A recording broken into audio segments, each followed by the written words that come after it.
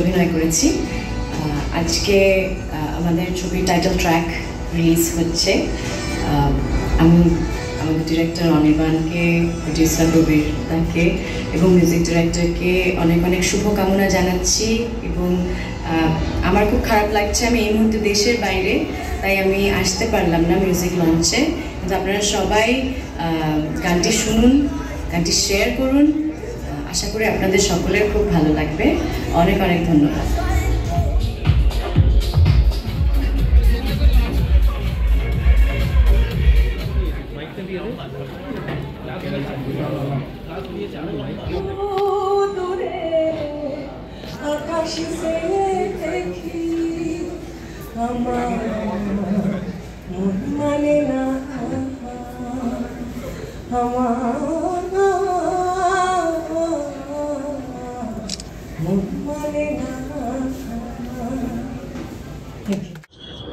যে গানটা আমি গিয়েছি সেটা আমার কাছে খুব ইন্টারেস্টিং, কারণ এর কাইন্ড অফ আইটেম নাম্বার একটা, এবং সেটা আমাকে দিয়ে গাওয়ানো হয়েছে। খুব আমার ভালো লেগেছে। আমার মানে আমি রাদার গান গাওয়ার থেকে আমি অ্যাক্টিং করেছি আর কি বেশি, এবং সেই অ্যাক্টিংটা করতে আমার দারুণ লেগেছে। আই এম থ্যাঙ্কস টু মৌসুমী যে আমাকে এই গানের জন্য ভেবেছে।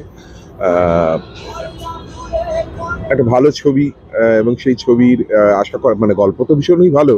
সেই ছবি নিশ্চয়ই অনির্বাণ খুব সঠিক বুননেই বেঁধেছেন, এবং আশা করা যায় সেই গানটিও যদি সেই ছবির বুননের সাথে খাপ খেয়ে যায় তাহলে গানটি মানুষের ভালো লাগে। এবং ও অভাগীর মতো একটি ছবি আসতে চলেছে, এখন বোধহয় সাহিত্য নির্ভর ছবি একেবারেই হয় না। সাহিত্য নির্ভর ছবি আমরা খুব কম দেখতে পাই, খুবই কম, এবং সেটা খুব দুঃখের আর কি। মানে আমাদের বাংলা সাহিত্য এত বেশি স্ট্রং, মানে এখনো মানে যারা এখনো লিখছেন, আমি এখনো নিয়মিত সাহিত্য পড়ি আর কি, এখনো কিন্তু ভীষণ ভালো ভালো লেখা হচ্ছে। তো সেই সাহিত্য নির্ভর ছবি যে কেন হচ্ছে না, আমরা যে কেন এত প্রথমত ভীষণ থ্রিলার করার একটা প্রবণতা হয়েছে, সেটা ভালো, থ্রিলার খুব ইন্টারেস্টিং হয়। সবই থ্রিলার হলে তো ভীষণ মুশকিল আর কি, কে খুনি সেটা ভাবতে ভাবতে মানে এটাই মানে ছবির একটা ইউএসপি পয়েন্ট হয়ে গেছে আর কি, যে খুনিকে খুঁজে বের করা। তো ভালো সেটা, কিন্তু তার সাথে সাহিত্য নির্ভর ছবি হওয়া খুব প্রয়োজন। এবং সাহিত্য নির্ভর হচ্ছে, সেটা কি কার হচ্ছে? শরদিন্দু বন্দ্যোপাধ্যায়, ব্যোমকেশ, সত্যজিৎ রায়, ফেলুদা, গোয়েন্দা গল্প। এছাড়া যে সাহিত্যের বিন্যাস, সেই বিন্যাসে আমাদের ছবির যারা নির্মাতা তারা খুব একটা ভাবছেন বলে মনে হয় না। কিন্তু এই যে ভেবেছে, অভাগীর স্বর্গ নিয়ে ভেবেছে ও অভাগী, সেটা আমার খুব ভালো লাগছে। দুটো জিনিস বলবো, মানে যে কোনো সিনেমা কমার্শিয়াল তো বটেই, কমার্শিয়াল সিনেমা সবই কমার্শিয়ালই হয়, কিন্তু সাহিত্য নির্ভর কেন? আমার মনে হয় আমরা যে সিনেমার যা সাবজেক্ট হয়, কন্টেন্ট হয়, যা সবকটাই সাহিত্য ভেঙেই হয়। মানে সবকটাই ফর্মুলা এদিক ওদিক করেই সাহিত্য নির্ভরই হয় আর কি, নিজের আমরা একটু পারমুটেশন কম্বিনেশন করে জিনিসটা চালাই। কিন্তু সাহিত্য নির্ভর হওয়া উচিত। সাহিত্য আমার নিজের খুব পছন্দ, আর তার মধ্যে শরৎচন্দ্র চট্টোপাধ্যায় আবার বিশেষ করে ভীষণ পছন্দের একজন রাইটার, যে কিনা ভীষণ স্ক্রিপ্ট ওরিয়েন্টেড লেখা লিখতেন বলে আমার বিশ্বাস, এবং আমার মনে হয়েছে ছোটোবেলার থেকেই। একটা লাইনের মধ্যে ওনার 15টা সিনের কন্টেন্ট থাকে। তো সেই রকম একটা মানুষের লেখা নিয়ে কাজ করার অনেকদিন ধরেই আমার ইচ্ছা। আর অভাগী স্বর্গ অনেকেরই টেক্সটে ছিল, এমনিও পড়েছে। তো এই ছবিটা আমার ভীষণ কাছের ছবি।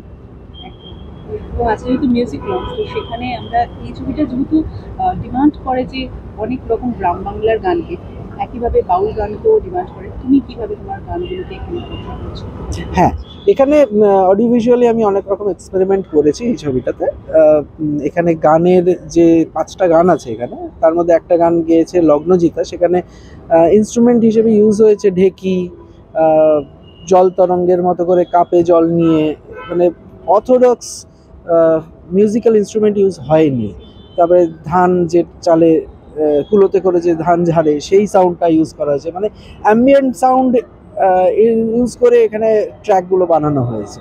তো সেরকম একটা গান আছে, পুরো ফোক গান, সেখানে পুরো আমরা দেখছি যে পারফর্ম করছে যেরকমভাবে সেটা হওয়া উচিত। একটা গান চন্দ্রানী দিয়ে গেয়েছে, চন্দ্রানী ব্যানার্জি, সেটা পুরোটাই খালি গলায় গানটা, ওই সিকোয়েন্স ওয়াইজ এসছে ওই জিনিসটা। রূপঙ্কর দা একটা খুব ভালো গান গেয়েছে। এখানে আমাদের রসিককে আমি দেখছি অ্যাজ আ মিউজিশিয়ান, ও বুলবুল তারাং বাজায়, মানে চলতি কথায় যেটাকে ব্যাঞ্জো বলে। তো সেখানে একটা হোলির সং আছে, সেই হোলি সং আর কি সবাই সেলিব্রেশন চলছে গ্রামে যেভাবে দোলের দিনে হয়, তো সেখানেও পারফর্ম করছে সেইভাবে। তো এইরকম বিভিন্ন রকম জিনিস আর কি এক্সপেরিমেন্ট করা হয়েছে, আশা করি সবার ভালো লাগবে। এখন আজকে লঞ্চ হচ্ছে, সারেগামা এই গানগুলো সব নিয়েছে, thanks to them, let's hope for the best. আমার চরিত্রের নাম হচ্ছে রসিক বাঘ, যে অভাগীর স্বামী এবং ভয়ঙ্কর বাজে স্বামী, আর খুবই রঙিন একটি মানুষ, যে একজন গ্রামীণ রকস্টার বলা যেতে পারে। সে গান বাজনা করে এবং বাকি যা যা দোষ একটা চারিত্রিকভাবে একটা মানুষের থাকে, সে সমস্ত দোষ তার মধ্যে রয়েছে। তো এরকম একটা বাজে চরিত্র আমারটা, যেটা সাহিত্যে খুব কম উল্লেখ রয়েছে, জাস্ট নামটা উল্লেখ রয়েছে অভাগীর স্বামী। কিন্তু অনির্বাণ যেহেতু এটা অ্যাডাপ্ট করেছে এবং গল্পটা অনেকটা অন্যরকমভাবে নিজের মতন করে প্রেজেন্ট করছে, কারণ এটা একটা ছোটো গল্প, অল্প একটুখানি একটা গল্প, সেটা দিয়ে একটা ছবি তৈরি করতে গেলে নিজেদের কিছু ইন্টারপ্রিটেশন, নিজেদের অ্যাডাপ্টেশনের বা নিজের কিছু এক্সপ্লেনেশন থাকে। তো সেই জায়গা থেকে ও চরিত্রটাকে অনেকটাই গুরুত্ব দিয়েছে এবং অনেকটা বড় চরিত্র, অনেকগুলো শেডস আছে আমার চরিত্র।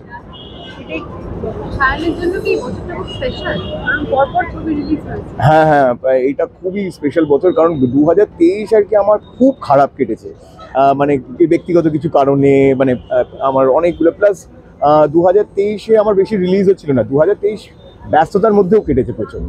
তো 2023-এ আমার অনেক অনেক শুটিং করেছি, তো আশা করছি 2024-এ পরপর রিলিজ হবে। অলরেডি এই দুটো একই দিনে রিলিজ করছে, বেলাইন আর ও অভাগী।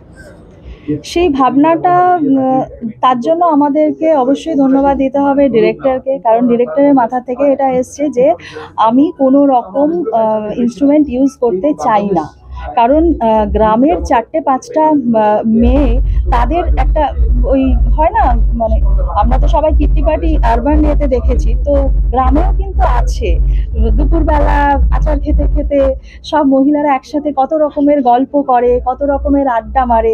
তো সেই আড্ডাতে এই গানটা মিথিলা লিখে রয়েছে, তো সেই গানটা দেওয়া হচ্ছে, তো সেখানে কোনো রকম ইনস্ট্রুমেন্ট ইউজ করা যাবে না।